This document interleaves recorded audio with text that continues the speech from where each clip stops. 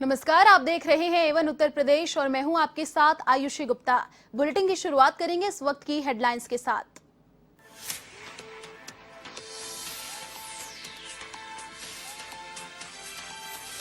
BJP का mission UP शुरू। राष्ट्रीय अध्यक्ष जेपी नड्डा ने सभी मंत्रियों और सांसदों को इलाकों का दौरा करने के दिए निर्देश। सांसदों को पेठा खिलाकर की कड़वाहट दूर करने की कोशिश।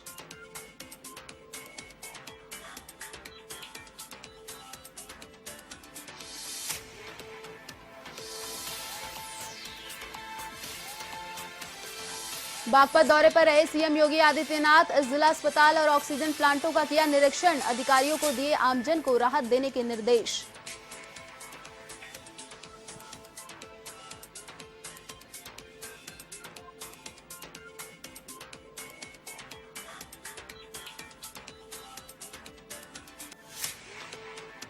झांसी में 3 साल की मासूम से दुष्कर्म का मामला आया सामने। ग्रामीणों ने आरोपी को पकड़ा, ढूंढाई कर किया पुलिस के हवाले। बच्ची की हालत गंभीर।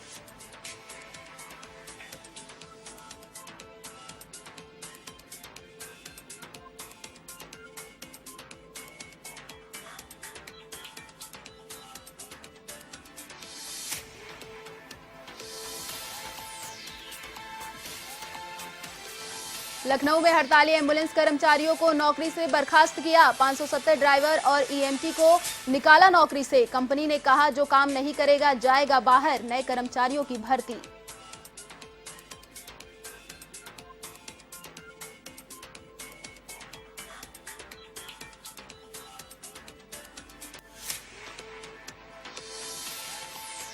यूपी में भी कई जिलों में बरसात का कहर। कई इलाकों में तेज बारिश से जनजीवन अस्त व्यस्त। कच्ची बस्तियों में रहने वालों की बढ़ी परेशानी।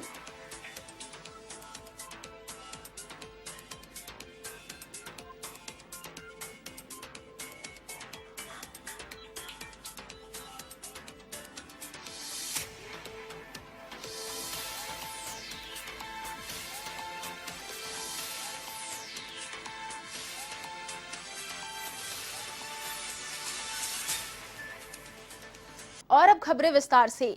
मुख्यमंत्री योगी आदित्यनाथ का बागपत दौरे पर है, जिनका हेलीकॉप्टर पुलिस लाइन में उतारा गया। मुख्यमंत्री योगी आदित्यनाथ ने यहां सबसे पहले महिला अस्पताल पहुंचकर वैक्सीनेशन का निरीक्षण किया। यहां उन्होंने डॉक्टर से बातचीत की, टीकाकरण के संबंध में जानकारी भी ली। स्वास्थ्य विभाग को आवश्यक दिशा निर्देश दिए गए। महिला अस्पताल के पास ही बन रहे ऑक्सीजन प्लांट का निरीक्षण किया गया और जल्द प्लांट को शुरू करने के निर्देश भी दिए गए। महिला अस्पताल के पास ही बने पीकू सेंटर भी पहुंचे। यहां पर सभी व्यवस्थाओं के बारे में जानकारी ली। स्वास्थ्य विभाग के विशेषज्ञ डॉक्टर और कर्मचारियों के बारे में पूछताछ की। डीएम को कोरोना की तीसरी लहर के आने से पहले सभी व्यवस्थाओं को दुरुस्त कराने के लिए निर्देशित भी किया।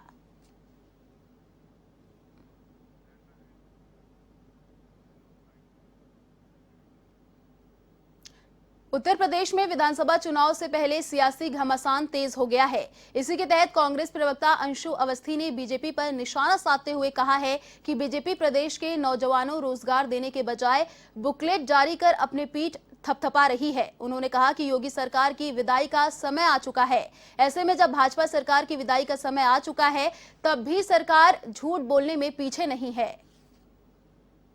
आखिर कब तक भारतीय जनता पार्टी बुकलेट जारी करके होर्डिंग बैनर लगाकर लोगों को गुमराह करती रहेगी? क्या उत्तर प्रदेश के नौजवान जो सड़क पर निकल रहे हैं, क्या दिखाई नहीं देता योगी आदित्यनाथ और भाजपा सरकार को? नारी शक्ति की बात करते हैं और एनसीआरबी के आंकड़े कहते हैं कि सबसे ज्यादा अत्याचार महिलाओं पर उत्तर प्रदेश में हो रहा है। 2:30 बजे रात को उत्तर प्रदेश की सरकार सनातन धर्म के विधान के विपरीत डीजल और पेट्रोल डालकर जलवा देती है और कहते हैं कि नारी शक्ति की बात।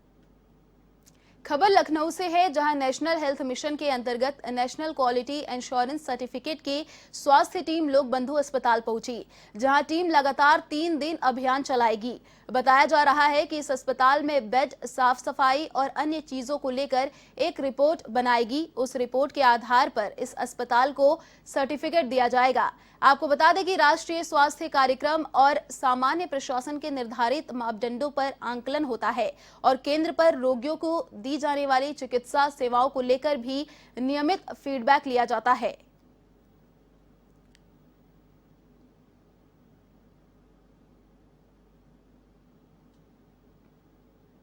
3 दिन का हमारे यहाँ इनक्वास के लिए राउंड शुरू हुआ है, जिसके लिए निदेशक संचारी रोग डॉक्टर ए.के. पालीवाल सर और डॉक्टर सरिता सक्सेना जो अधीक्षिका हैं अवंतीबाई हॉस्पिटल से, 2 लोगों की टीम आई है। ये NHM से टीम आती है, जिससे इनक्वास सर्टिफाइड हम लोग कराने के प्रोसेस में हैं। इनक्वास दरअसल national quality assurance certification Bharat सरकार की एक योजना है, जो सरकारी अस्पतालों PSC, CSC और डिस्ट्रिक्ट हॉस्पिटल के लिए ये योजना बनाई गई है। खबर यूपी के बाराबंकी से है, जहां हाई टेंशन लाइन की चपेट में आने से एक युवक की मौत हो गई। हालांकि करंट लगने के बाद परिजन आनन फानन में सामुदायिक स्वास्थ्य केंद्र लेकर पहुंचे, जहां डॉक्टरों ने युवक को मृत घोषित कर दिया। वहीं घटना के बाद हैदरगढ़ क्षेत्र की दतौली चंदा ग्राम पंचायत से सिठुमई गांव में शोक की लहर फैल गई।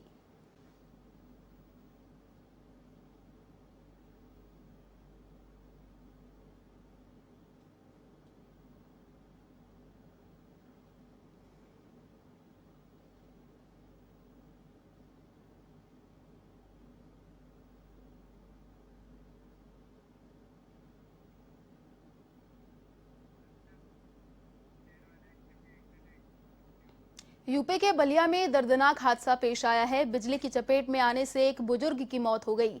घटना की सूचना देने के बाद भी बिजली विभाग के कर्मचारी वहां पर नहीं पहुंचे। लिखित शिकायत के बावजूद विद्युत लाइन नहीं बदली। घटना के बाद ग्रामीणों में आक्रोश व्याप्त है।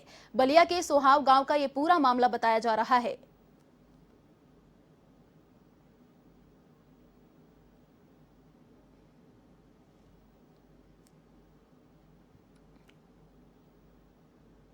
तीन साल से जर्जर अवस्था में है। कई बार अधिकारियों को कहा गया, कंप्लेन दिया गया, फिर भी पोल लगाने के लिए कोई इस पर सुनवाई नहीं हुई और उसका नतीजा आप देख ही रहे हैं। तार इतना नीचे था कि इनके शरीर को टच कर गया। SDO से लोगों की बात हुई है, हमारी बात SDM साहब से हुई है, लेखपाल से हुई है, और ये सीधे सीधे बिजली विभाग की लापरवाही है। कई बार हम लोग कंप्लेन करते हैं कि यहाँ तार गिरा है, यहाँ खंभा जर्जर है, तार जर्जर है, आप तो इसको बदल। खबर लखनऊ से है, जहां बेकसूर मरीजों की जान जोखिम में डालने वाले एम्बुलेंस सेवा के कर्मचारियों के प्रति कंपनी ने कड़ा रुख अख्तियार किया है। हड़ताल पर डटे एम्बुलेंस के कर्मचारियों को नौकरी से बर्खास्तगी की कार्रवाई तेज कर दी गई है और 570 ड्राइवर व AMT को नौकरी से हटा दिया गया है। कंपनी ने सबसे पहले एम्बुलेंस संघ के पदाधिकारियों पर प्रहार किया और सभी जिले में संघ के पदाधिकारियों को नौकरी से हटा दिया है। साथ ही अधिकारियों ने एम्बुलेंस का संचालन सामान्य होने का दावा किया है और आउटसोर्सिंग के माध्यम से नए कर्मचारियों की तैनाती शुरू कर दी है। वाराणसी समेत पूर्वांचल के 4 जिलों में 917 एम्बुलेंस चालकों पर मुकदमा किया जा चुका है।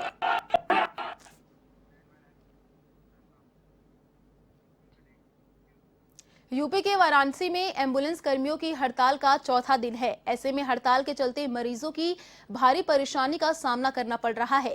वहीं चिकित्सा व्यवस्था भी बेपटरी पर होने लगी है। इधर हड़तालियों पर नकेल कसने के लिए सरकार ने एस्मा के तहत 6 चालकों पर मुकदमा दर्ज किया है, जबकि 7 को बर्खास्त किया है।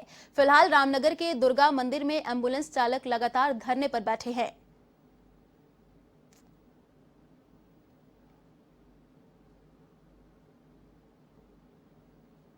ये प्रदर्शन हम अपने पूरे उत्तर प्रदेश में ठेका से मुक्त होना चाहते हैं, क्योंकि ये ठेका कंपनी जो है हम पे इतना शोषण करती है।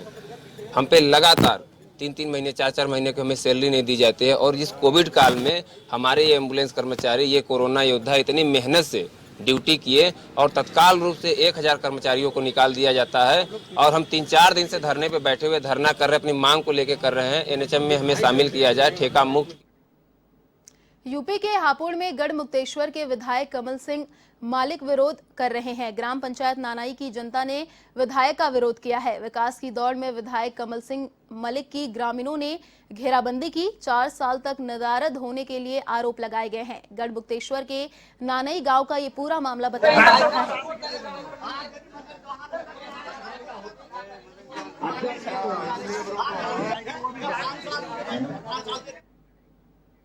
लगातार हो रही मूसलाधार बारिश से लोगों का जनजीवन अस्त व्यस्त हो गया है।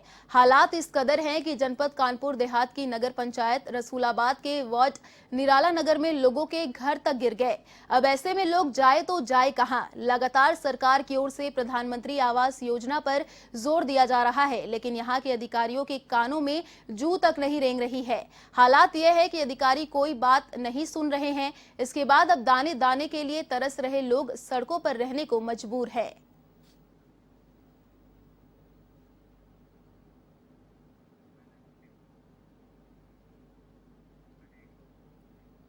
यूपी के अमेठी में अपर पुलिस महानिदेशक एसएन साबत ने नवनिर्मित पुलिस चौकी का लोकार्पण किया। इस दौरान चौकी परिसर में वृक्षारोपण कर पर्यावरण संरक्षण का संदेश भी दिया। साथ ही सभी पुलिसकर्मियों से पेड़ लगाने की अपील की गई। इसके बाद अपर पुलिस महानिदेशक ने पुलिस चौकी का निरीक्षण कर आवश्यक दिशा निर्देश भी दिए।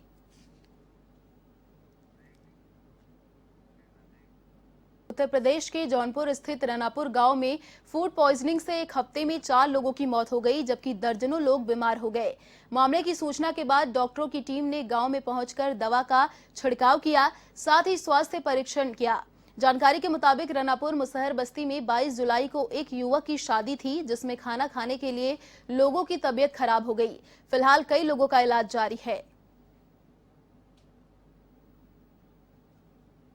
सूरज सनात घनश्याम निवासी रौनापाड़ थाना बरसठी जनपद जौनपुर के द्वारा अपनी शादी के उपलक्ष्य में घर पर पार्टी का आयोजन किया गया था, जिसमें सुअर का मांस भी पकाया गया था।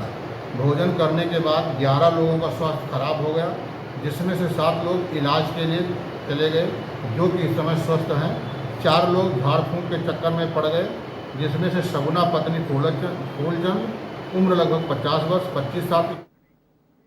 खबर यूपी के झांसी से है, जहां पूंछ थाना क्षेत्र में 3 वर्षीय मासूम बच्ची के साथ दुष्कर्म का मामला सामने आया है। घटना के बाद ग्रामीणों ने पकड़कर उसकी धुनाई कर दी। वहीं आरोपी को पुलिस के हवाले कर दिया। इस दौरान बच्ची को अस्पताल में भर्ती कराया गया। फिलहाल पुलिस मामले की जांच में जुटी है।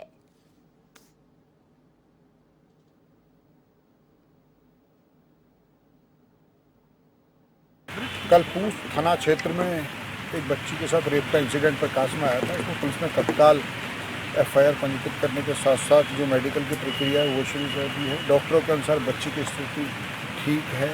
जो आरोपी है वो पुलिस के द्वारा गिरफ्तार कर लिया गया है। शेष जो विधिक प्रक्रिया है उसको पुलिस संपन्न करवा रही है। यूपी के कौशाम्बी से बड़ी खबर सामने आ रही है। बाघ की रखवाली कर रहे किसान की पीट कर हत्या कर दी गई। बाघ की रखवाली कर रहे दंपति का बदमाशों ने उस पर हमला कर दिया। धारदार हथियार से पति की मौत हो गई। घायल पत्नी की हालत गंभीर बताई जा रही है। गंभीर हालत में पत्नी को निजी अस्पताल में भर्ती कराया गया। घटना की सूचना पाकर पुलिस मौके पर पहुंची। कोखराज थाना क्षेत्र के कोखड़ा गांव का पूरा मामला बताया जा रहा है।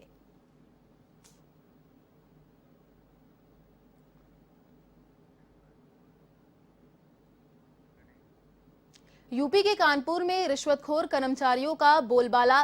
एसीपी के स्टोनों का रिश्वत लेते वीडियो वायरल हुआ है। दुकान के विवाद को लेकर 20,000 रुपए की रिश्वत लेते ये वीडियो वायरल हुआ है। 2 पक्षों के विवाद की एक तरफा यहां पर कार्रवाई की गई है। आपको बता दें कि डीसीपी साउथ जोन के एसीपी गोविंदनगर के स्टेनो एसके त्रिपाठी ने रिश्वत ली थी।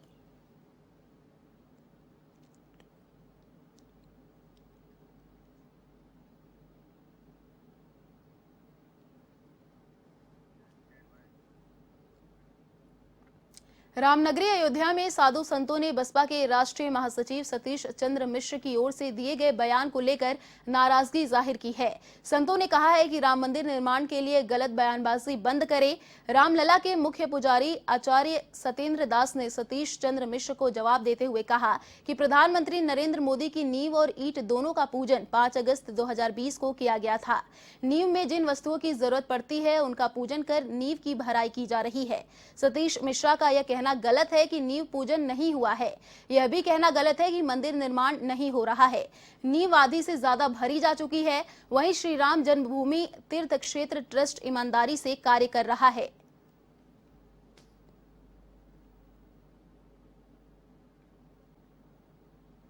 जो नींव का कार्य है वो चल रहा है, तो मंदिर के कार्य में कोई शिथिलता नहीं है। मंदिर बड़े ढंग से चल रहा है और यह झूठा आरोप लगाना कि मन नींव की नींव नहीं, तो नींव पूजा नहीं, इसकी पूजा नहीं, और क्या कहते हैं मंदिर नहीं हो रहा है। देखिए, चंदे की जहां तक बात है तो आकर के पहले तथ्यों को देखा जाए, फिर किसी पर प्रश्न उठाया जाए। आप राजनीति करिए, लेकिन राम के नाम पर प्रश्न उठाने का अधिकार आपको नहीं है। आप पहले आइए यहाँ पर और देखिए, उन तथ्यों को जानिए, और आपको एक एक पैसे का हिसाब दिया जाएगा। भव्य राम मंदिर बन रहा है और उसमें रोड़ा अटकाने का काम कोई भी पार्टियां न करें। इसको हिंदू और सनातन धर्म के लोग बिल्कुल बर्दाश्त नहीं करेंगे। चंदा जानना है, एक एक पैसे का हिसाब ट्रस्ट के पास है, एक एक पैसा विश्व हिंदू परिषद के पास है। राम मंदिर निर्माण में बाधा उत्पन्न न करें सियासतखोर।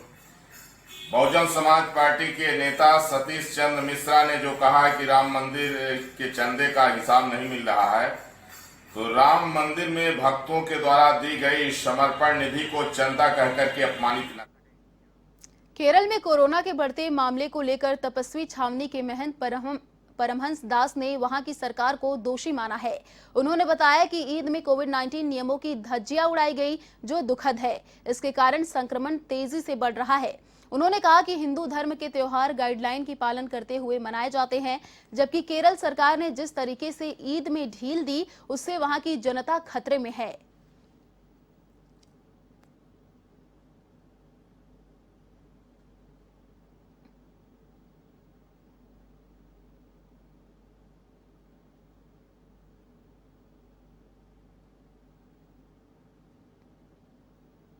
यात्रा और केरल की बात होती है। देखिए, जो कम्युनल का मामला यहाँ चल रहा है हिंदू और मुस्लिम का, वो बिल्कुल नहीं करना चाहिए। सबके लिए है, ये वैश्विक महामारी है और इसमें हिंदू और मुस्लिम को देखकर बीमारी नहीं आती है। इस पर राजनीति न किया जाए। सब पूरा देश एक साथ खड़ा होकर के कोरोना महामारी के लिए युद्ध करे और इसको समाप्त करे, जिससे एक सुखद और दिव्य भारत की परिकल्पना की जाए।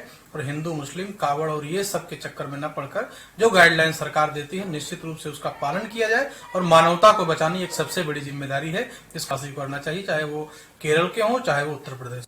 यह बेहद दुखद है कि केरल में जिस तरह से ईद के दौरान में जो है तो भीड़ हुई, गैदरिंग हुई और कोविड नियमों की धज्जियां उड़ाई गई, जिसके कारण वहां जो है तो संक्रमण बहुत तेजी से बढ़ रहा है और पूरे देश में खतरा बढ़ गया है।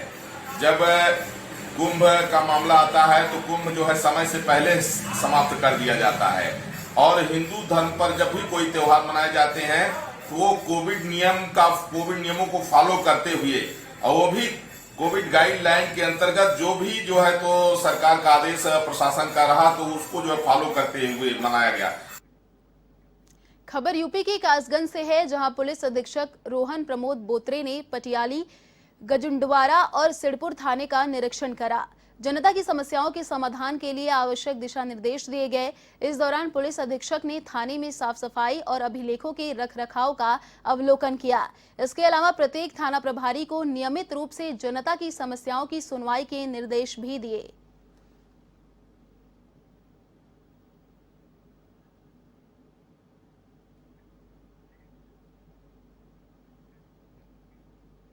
यूपी के जौनपुर में पूर्वांचल विश्वविद्यालय के छात्रों का धरना प्रदर्शन जारी है।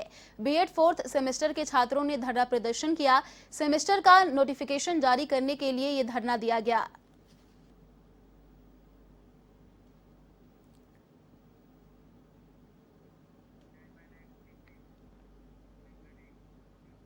यूपी के जालौर में मानसूनी बारिश के बाद जगह जगह जलभराव की समस्या सामने आने लगी है।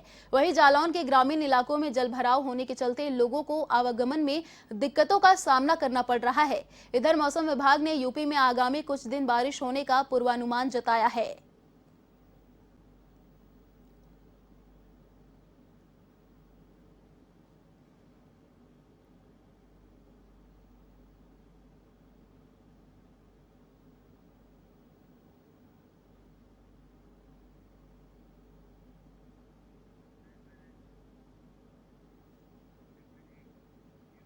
भारतीय जनता पार्टी के राष्ट्रीय अध्यक्ष जेपी नड्डा ने उत्तर प्रदेश के अलग अलग क्षेत्रों के सांसदों के साथ एक बैठक की और आगामी विधानसभा चुनाव की तैयारियों और रणनीति को लेकर मंथन भी किया। मुख्यमंत्री योगी आदित्यनाथ भी इस बैठक में शामिल हुए। इस दौरान नड्डा ने सभी सांसदों को अपने इलाके में यात्रा करने और आशीर्वाद यात्रा निकालने को कहा। बैठक में नड्डा ने सांसदों को टीकाकरण केंद्रों का दौरा करने और वहां के लोगों की आ रही परेशानियों को दूर करने और साथ ही कोरोना की तीसरी लहर से बचाव के उपायों के प्रति जनता में जागरूकता फैलाने को कहा।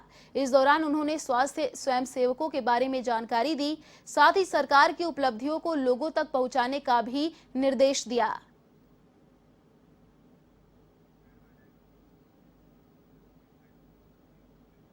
यूपी के संभल में नवनिर्मित असमोली पुलिस चौकी का उद्घाटन कार्यक्रम आयोजित हुआ। इस दौरान बरेली जोन के एडीजी अविनाश चंद्र ने चौकी का लोकार्पण किया। इस मौके पर मुरादाबाद डीआईजी शलभ माथुर भी मौजूद रहे। इस मौके पर एडीजी अविनाश चंद्र ने क्षेत्र में शांति बनाए रखने की अपील की, साथ ही गुन्नौर में आरक्षी बैरक का भी लोकार्पण किया।